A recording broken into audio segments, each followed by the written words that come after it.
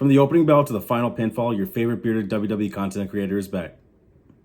All right, so this week I want to start off with Cody Rhodes and Brock Lesnar. Again, this week they just had a very underwhelming segment, and it didn't do anything for me, man. Like they're trying to make this a big story, a bigger deal than it actually is, and it's not working for me, honestly. The one thing I will say about it, though, is Cody Rhodes keeps saying he needs to finish the story. He did say something on Smackdown tonight. He said something to the effect of, I want to beat Brock Lesnar and get back on my path of completing my story, finishing my story.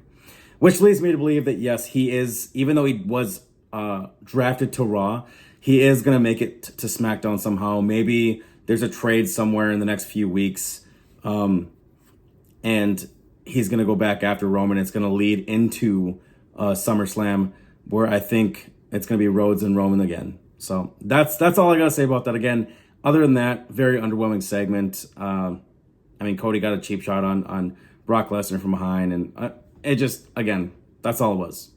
Now, the one thing that I did want to say about the draft, again, Asuka and Bianca are, again, on the same brand. Reignite that rivalry. I've said this before, and I'm going to say it again. I firmly believe that Asuka was supposed to win at WrestleMania. Or not supposed to, but she was supposed to make a big impact, and that was going to lead her back to Bianca Belair. And I don't think that story is finished.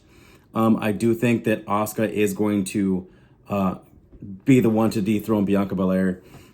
She is going to retain her championship tomorrow on Backlash, and it's going to somehow lead into Asuka dethroning her. I think it's going to happen at Night of Champions. Now, speaking of Bianca and Io's title match, I do want to say that I think Bianca's going to win. I do want to say, though, that I think Bayley is going to end up turning on Damage Control. Bayley's been making it a lot about herself in the last month or so. And you can tell Dakota Kai and Io Sky are just getting fed up with it. They're kind of starting to see her in a different light. And so I think Bayley turns on them before they turn on her. And only because I can't see Bayley as a face. And if Dakota and Io turned on her, that would make Bayley the face in that situation. And I don't think Bayley should have that face change. Bayley does tremendously well as a heel. And I think to take that away from her would be, you're kind of not letting her shine, you know? So I think Bayley's going to turn on Damage Control at some point within the next few weeks, maybe. I would say within the next few weeks, if not, maybe a couple months. But I do feel like it's going to be sooner rather than later. And now on to the Usos, Sami, KO, Solo Sikoa, and Riddle. Now, I think ever since losing the titles at Mania, the Usos seem to be humanized. Because I know a lot of the time in their title reign, they seem to just be unbeatable. Whether it be because of cheating or whatever, but they seem to be unbeatable. And I think because of that, I think now they just look like they can be beaten by anybody. I mean, they still have some great matches, but I think that now they are at a point where they're humanized. People see them now as just another team, another set of superstars that can be beaten by any team, you know? So with this whole Sami KO bloodline thing and Riddle, I think it was Kevin Patrick said something to the effect of Riddle now earning the trust of Sami and KO. My prediction, this is a prediction coming from just me. This is not a rumor or anything like that. My prediction is he's earning their trust and he's going to betray that trust. Somehow him and Randy Orton coming back are going to take Sami and KO, and they're going to take at least one set of those titles. And I can't wait for it, man. Randy Orton needs to be back on my TV weekly. All right, so now I want to talk about the Judgment Day and LWO. Now, LWO, as of Monday, didn't have any wins. And honestly, I say that, but Judgment Day is starting to look better and better every week. They're starting to work better as a team, and they're starting to look as they're looking like a complete unit, and I freaking love it, man. It's great. Finn did take a hit this last Monday for, I think it was Damian. I want to say it was Damian. And Dom he's just looking better and better every week. Every week I see this man progress. The talent that he has, and his mic work is getting a little bit better. And honestly, this man has nuclear level heat, man. He has nuclear level heat. WWE needs to push this man like you would Eddie Guerrero, because that's the kind of heat he has, and he can be a huge star if you use him in that way. He can't even pick up a mic without getting heat in the arena. We've been seeing it every week, and I think, dude, I'm not even gonna lie. Vince McMahon said it best. Like, not anybody, like nobody can go out to that ring. Nobody can go out there and get that kind of reaction. So this is something special, and I think Dom needs they need to utilize Dom with it, because like this man is the next Eddie Guerrero if they use him in that way. And I think the Judgment Day thing is a great way to start his heel career. So I'm all for it. And speaking of the LWO, yes, they are looking fantastic every week. Yes, they were Legado. They were already Santos, Cruz, and Joaquin. So they've been working as a team for a very extended period of time. But now they've added Zelina and Ray, and even with those two additions, they're looking amazing. It's like they've been working together for years. And I love every bit of it, man. They're doing so well, and I think they gave the LWO technically their first win on Friday. And I do have something to say about that. They've been taking L after L after L. Tonight they were in Puerto Rico, which means a lot, because now that Bad Bunny was added in as a factor a few weeks ago, Bad Bunny was there tonight leading the LWO. So I think the win tonight was a monumental turn for the LWO, and it's going to be great in the long run, because now that they've gotten that first win, they're going to start building momentum. It's like the snowball effect, man. And I think they were purposely waiting for Puerto Rico to give them their first win. And you know what? I get it now. I do. And it looks like it's going to be a great time for the LWO in the future, and I can't wait to see where they go.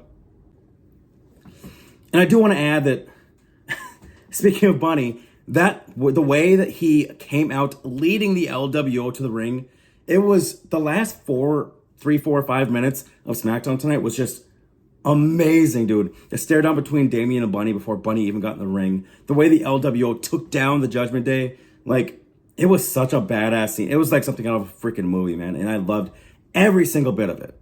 And now is the time for my honorable mention of the video. And my honorable mention tonight goes out to the women's division. So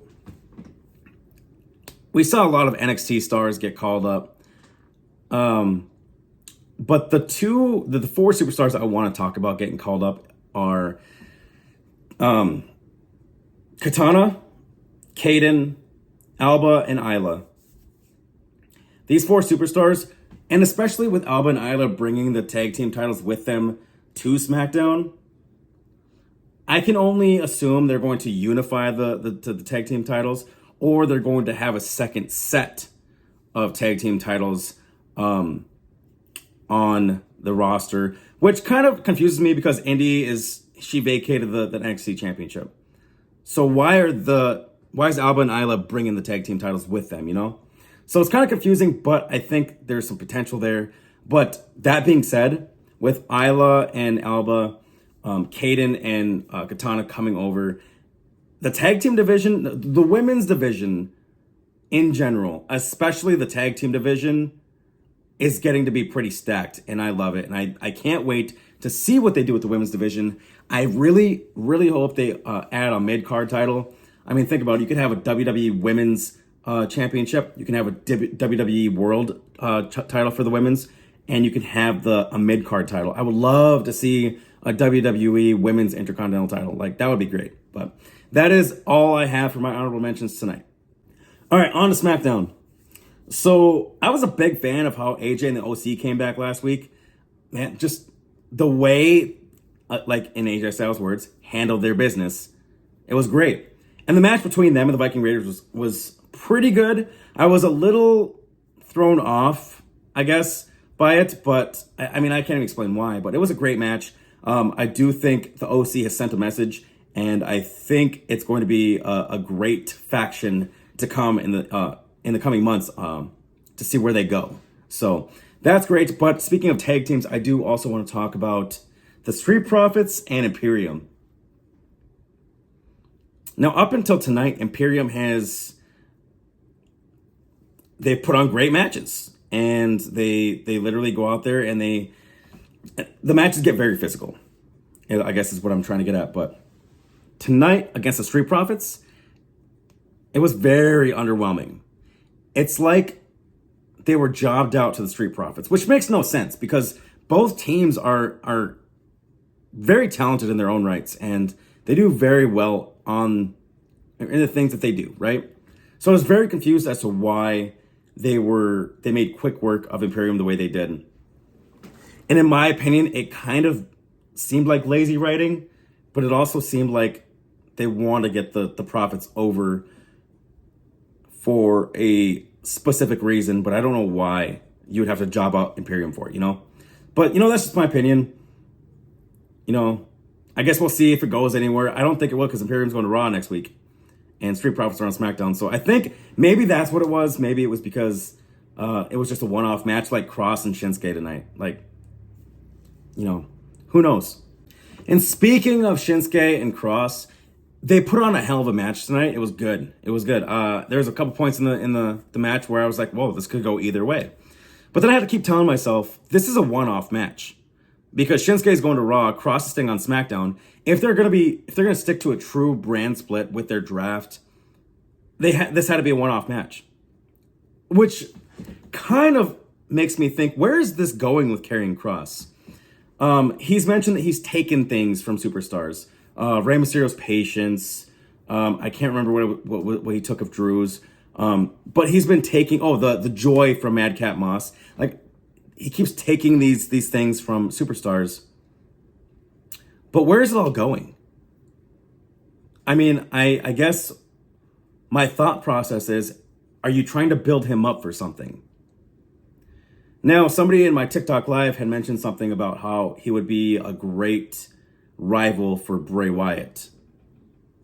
And he could use Bray Wyatt's alternate personas against him in a feud. But here's you can only take that so far. Again, I have to keep asking myself, where is Cross going? Where are they trying to get him to go or take him? And it's confusing. I really hope there's a point to it that I don't see yet. Because Cross is very talented. He's good. I like his gimmick. But I just really hope that they have a plan. And they're not just kind of throwing things at him. Because, again, it just seems like to me that they keep throwing opponents at him and he keeps taking them down. Because he has been the one that's been winning at the end of these short feuds. So I guess we'll see. Like I said, I'm a big fan of Cross, and I hope it goes somewhere. All right, so let's talk about Cameron Grimes showing up on SmackDown tonight, and his first rival is going to be Baron Corbin. Now, if they don't just job Corbin out, I think this is going to be a great match, a great feud. Cameron Grimes, he's got a lot of potential. I've seen clips of his stuff. I've kind of followed what goes on with him on NXT. Again, I don't watch NXT, but I have followed some of the stuff, and he seems to have a lot of potential for the main roster. So the fact that they're putting him up against Baron Corbin first, I think it's great. I think it's a great idea, and I can't wait to see how far Grimes goes. But I really want to see what kind of chemistry he's going to have with Corbin and where that rivalry is going to go. Because, man, I was very excited to see that rivalry teased tonight, and I can't wait for it. Okay, on to some of my Backlash predictions. So here we go. Seth and Omos. I was very confused when this started. There hasn't really been any build up to it. So imagine this. Seth and Omos, interference by Bray Wyatt. It pulls the heat off Seth Rollins, and it allows him to focus on the World Heavyweight Championship tournament. But then it gives Bray Wyatt Omos. Imagine the mind games that could be played with Omos, with MVP. Now, I think it would be a decent thing to get Bray into, because you got to learn how to start using this man, right? You got to learn how to use his character. And I think giving him superstars like Omos first, or okay, technically LA Knight first, and then Omos, and then give him someone like Karrion Kross, or give him someone like just anybody, learn how to use his character. But I think starting off with LA Knight and then going to Omos, I think it would be a brilliant decision, because then you can kind of incorporate Uncle Howdy a little bit more, but then you can also give Bray's character a little bit more when it comes to layers, and then move him on to someone else like Karrion Kross, someone that will develop his character more, not just trying to get him into the title picture. Now, I say that because I don't think Bray Wyatt should be anywhere near the title picture for at least a year or two. And I say that because, again, you have to learn how to use Bray Wyatt's character. You have to give him the Undertaker treatment. Otherwise, you're going to end up with a failed project like The Fiend. You guys remember what happened to The Fiend, right? Do you really want that for Bray? Another failed gimmick? And that gimmick shouldn't have failed because it was brilliant. This man has gold in his head.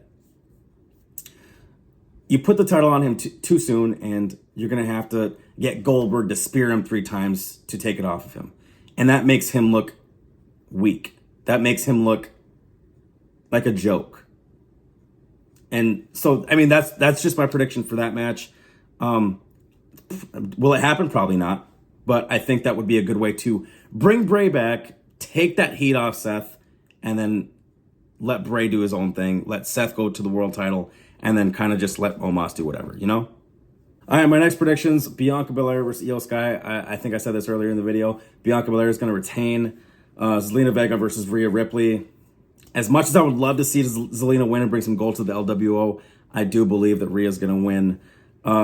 Sammy, KO, Riddle versus the Bloodline. This is one I really wanted to talk about because I think, honestly, the Bloodline's going to lose.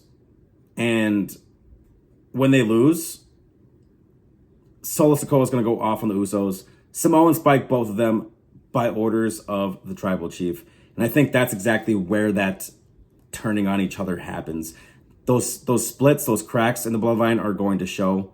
And the Usos are going to be sent to, I can't remember what the Paul Heyman reference was, but it's going to be no more Bloodline. It's going to be just Roman and Solo with Paul Heyman.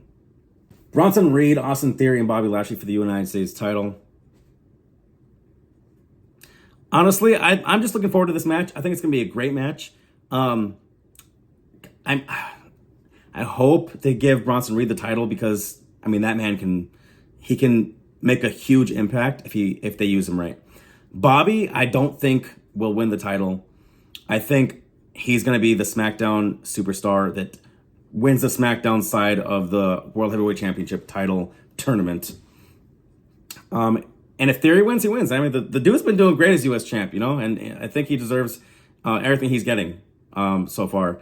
But if he does lose that title, I would hate to see him in that World Heavyweight Championship spot already, or in the tournament anyway. I mean, in the tournament, cool, yeah, but I don't think I'd like to see him in the finals. Brock Lesnar and Cody Rhodes. Cody's gonna win. I've said this once. I'll say it again. I 100% honestly believe this is going to be your Cena redemption storyline from when The Rock beat him at WrestleMania. And Cody Rhodes is gonna win. He's gonna find his way back to SmackDown. so he can finish the story against Roman Reigns. And I think that's going to happen. Either someone on SmackDown is going to win the World Heavyweight Championship and go to Raw, get traded for Cody Rhodes, or something else is going to happen. The Usos, if they're going to be split off from the Bloodline, get traded to Raw. Cody gets traded to SmackDown because of it. And how poetic would that be? How poetic would that be? The Usos cut off from the Bloodline, sent back into Raw, only for Roman Reigns to have to deal with Cody Rhodes coming back to SmackDown to finish the story. And finally, the San Juan Street Fight. This is going to be a great freaking match. I wholeheartedly believe that LWO and Judgment Day are all going to get involved at some point. I think Bad Bunny takes the win, though. I think he takes the win because they're in Puerto Rico, for one. But I think it's going to be a huge check mark for the LWO. It's going to be them getting just pushed sky high.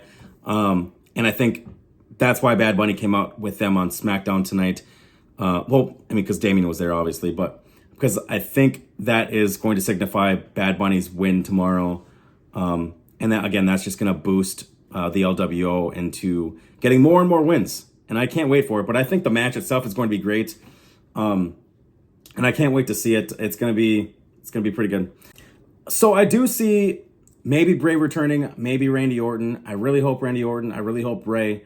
But other than that, I don't think I see anything too crazy happening tomorrow night.